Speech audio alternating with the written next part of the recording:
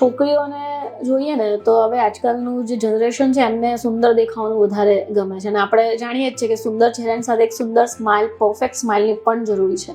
તો ઘણા બધા લોકો પોતાના ટીથ કદાચ રંગ થોડો આમ તેમ હોય તો એના માટેનું ડેન્ટિસ્ટ પાસે સારવાર કરતા હોય.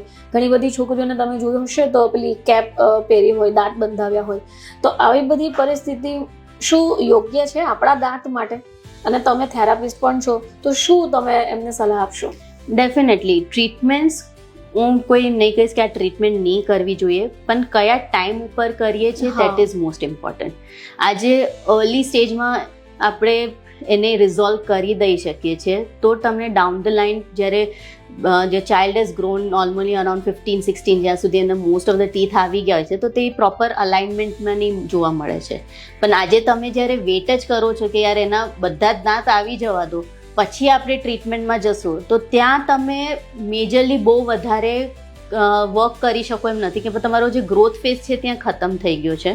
તમે ત્યાં પછી મેકેનિકલી ખાલી દાંતની મૂવમેન્ટ કરાવી દાંતની એક અલાઇનમેન્ટ લાવી શકો છો, જે આપણે ઓર્થોડોન્ટિક ટ્રીટમેન્ટ એટલે કે બ્રેસીસ કે અલાઇનર્સથી આપણે લઈએ છીએ.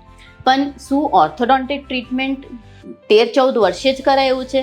ના, અર્લી સ્ટેજ ઉપર જ જ્યારે તમારા માની લો કે 6 વર્ષથી પર્મનન્ટ ટીથ આવવાના ચાલુ થઈ જાય છે ત્યારથી અગર જ્યારે એમાં બી ખાસ કરીને સૌથી પહેલાં જે દાંત આવે તમારી પાછળની પહેલી ચાવાની ડાળ આવે ને પછી આગળના ફ્રન્ટ 2 ટીથ આવે, એના અલાઇનમેન્ટમાં જ તમને ખ્યાલ આવશે કે કઈ રીતના છે.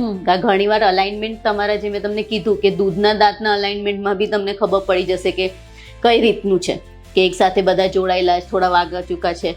તો એમાં એ સ્ટેજ ઉપર જ તમે અર્લી ડેન્ટિસ્ટને કન્સલ્ટ કરી દો.